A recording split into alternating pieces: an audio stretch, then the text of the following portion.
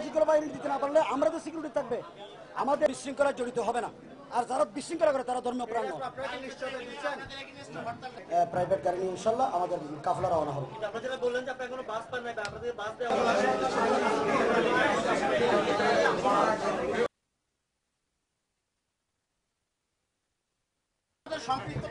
আমি আপনাদেরকে বলি, জামাতের সাথে আমাদের কোনো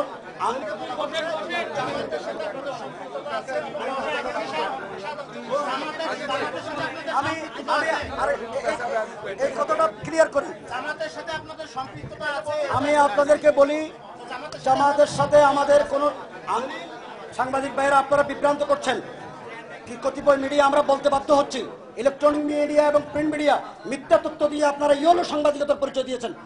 তো আমাদের সাথে জামাতের শিবিরের কোনো সম্পর্ক নাই, 18 দলের কোনো সম্পর্ক নাই, বরঞ্চ আওয়ামী লীগ সরকারের সাথে আমাদের সম্পর্ক রয়েছে। তারা সবসময় আমাদের সাথে যোগাযোগ করেছে।